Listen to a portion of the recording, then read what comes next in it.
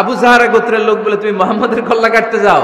আরে তোমার বোন ফাতেমা বিনতে খাত্তাব আর তোমার বোনের জামাই সাঈদ, এরা তো দুজন কালিমা পড়ে মুসলমান হয়ে গেছে। আরে মুহাম্মাদের কল্লা পরে কেটো, আগে ঘর সামলাও। যে ওমর, আগে ঘর সামলাও, পরে তুমি মুহাম্মাদের কল্লা কাটতে যাও। ওমরে ফারুক রেগে গেলেন, রাস্তা ঘুরিয়ে বাড়ির দিকে চলতে আরম্ভ করলেন। রাগে তিনি গড়গড় করছেন। ওমরে ফারুকের বোন ফাতেমা বিনতে খাত্তাব, বোনের জামাই সাঈদ, তাদের দুইজনকে খাব্বাব রাদিয়াল্লাহু তাআলা আনহু সূরা তাহা ঘরের ভিতরে তেলাওয়াত করে শোনাচ্ছিল। পড়েন সুবহানাল্লাহ। সূরা তাহা দিয়ে আল্লাহ একটু পরে ধাক্কা মারবে আরেকটা। ওমরে ফারুক যখন আসলেন, ওমরে ফারুকের আওয়াজ শুনে খাব্বাব রাদিয়াল্লাহু তাআলা আনহু লুকিয়ে গেলেন। ওমরে ফারুক দরজার মধ্যে কড়া নাড়লেন। বোন বলে, কে তুমি? সাইয়েদনা ওমর বললেন, আমি ওমর। খুলে দেওয়া হলো। ঘরের ভেতরে ঢুকেই কথা নাই বার্তা নাই, নিজের আপন বোনকে মারতে শুরু করলো ওমর। বোন জামাইকে আঘাত করতে শুরু করলো। মারতে মারতে নিজের কলিজার টুকরা বোনকে, বোনের জামাইকে সাইয়েদনা ওমরে ফারুক পিটাতে পিটাতে রক্তাক্ত করে ফেললেন। গা দিয়ে ফিনকি বের হয়ে যখন রক্ত বের হয়, সাইয়েদনা ওমরে ফারুকের দিলের মধ্যে মায়া তৈরি হয়ে যায়। সাইয়েদনা ওমরে ফারুক বললেন, আমার কলিজার টুকরা বোন আর বোন জামাই, তোরা কেন মুহাম্মাদের কথায় পাগল হলি? বুঝলাম না কেন মক্কার লোকগুলো পাগল পাড়া হয়ে সব মুহাম্মাদের দলে চলে যায়। কি এমন কথা মুহাম্মদ তোদের শোনায়, কি এমন বাণী তোদের শোনায় যে বাণী শুনে সব তোরা মুহাম্মাদের দলে চলে গেলি? কি আছে মুহাম্মাদের কাছে? কি কি জাদুটা? কি কি জাদু পেলি সেখানে? আমার একটু দেখা। বোন ফাতেমা বলে, না ভাই, ইন্নাকা রিজিস, তুমি নাপাক। লা ইয়ামাসসুহু ইল্লাল মুতাহহারুন, পাক পবিত্র না হয়ে আল্লাহর এই কালামে স্পর্শ করা যায় নাকি? আওয়াজ করে বলেন, স্পর্শ করা যায়? ভাই তুমি গোসল করে আসো, তাহলে তোমার হাতে তুলে দিব, তুমি পড়লেই বুঝতে পারবা কি আছে আল্লাহর এই কোরআনে। সুবহানাল্লাহ পড়েন। সাইয়েদনা ওমর ফারুক গোসল করে আসলেন। বোন এবার সূরা তাহা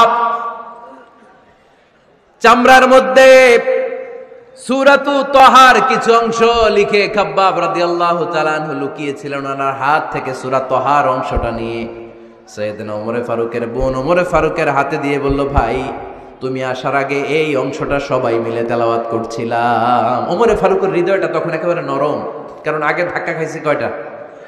জোরে বলতে হবে। প্রথম ধাক্কাটা কিসের?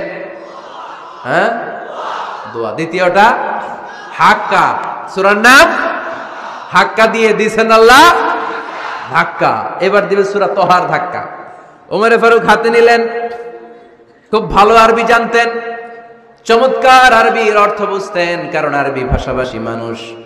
হাতে নিয়ে নজর দেওয়ার পরে ওনার চোখ দিয়ে দাঁড় দাঁড় করে পানি বের হয়ে গেল। ওমর ফারুক আয়াতগুলোর দিকে তাকিয়ে পড়তে আরম্ভ করলেন। তাহা মা আনজালনা আলাইকাল কুরআনা লিতাশকা ইল্লা তাযকিরাতাল লিমান ইয়াখশা তানজিলাম মিম্মান খালাকাল আরদা ওয়াস সামাওয়াতিল উলা। পড়েন সুবহানাল্লাহ। উনি পড়তে আরম্ভ করলেন, তাহা মা আনজালনা আলাইকাল কুরআনা লিতাশকা, এই কোরআনকে হতভাগা জাতি হিসেবে থাকার জন্য তোমাদের উপর নাজিল করি নাই। তানজিলাম মিম্মান খালাকাল আরদা ওয়াস সামাওয়াতিল উলা, এটা ওই রবের পক্ষ থেকে, ওই সত্তার পক্ষ থেকে নাজিল হয়েছে যেই রব জমিন তৈরি করেছেন, যেই রব বিশাল সুবিশাল আকাশও তৈরি করেছেন। সুবহানাল্লাহ পড়েন। সূরা তাহার এই চমৎকার অসাধারণ শব্দ গাঁথনি দিয়ে এই আয়াতগুলো যখন পড়তে আরম্ভ করলেন, ওমর ফারুক আর নিজের উপর ব্যালেন্স রাখতে পারলেন না, আর ধরে রাখতে পারলেন না। এবার ডাইরেক্ট অ্যাকশন। এবার কি? এবার কি?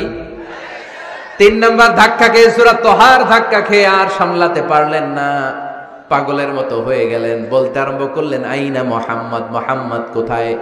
সাইয়েদনা খাব্বাব বললেন, বিশ্বনবী সাফা পাহাড়ের পাদদেশে দারুল আরকাম ইবনে আবিল আরকামের ঘরে বসে বসে লুকিয়ে লুকিয়ে কোরআনের দাওয়াত দিচ্ছে। ওমর, তুমি যদি মুহাম্মদ সাল্লাল্লাহু আলাইহি ওয়াসাল্লামের দেখা পেতে চাও, তাড়াতাড়ি দারুল আরকামের ঘরের দিকে ছুটে যাও।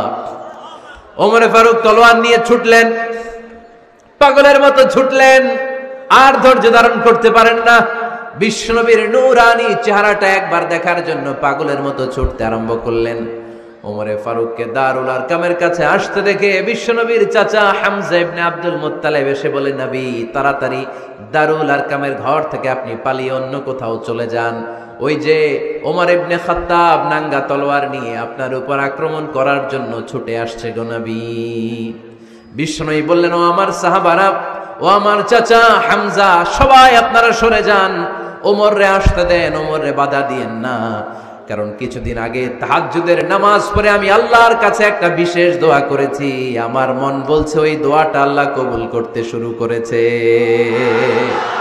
ওমরে ফারুক চলে আসলেন, এসে কোনো কথা নাই, চিৎকার দিয়ে বললেন, আশহাদু আল্লা ইলাহা ইল্লাল্লাহ ওয়া আশহাদু আন্না মুহাম্মাদান আবদুহু ওয়া রাসূলুহু। আমি সাক্ষ্য দিলাম আল্লাহ এক, অদ্বিতীয়, আল্লাহ ছাড়া কোনো ইলাহা নাই, নিশ্চয় আপনি মুহাম্মদ আল্লাহর বান্দা এবং রাসূল। সুবহানাল্লাহ পড়েন।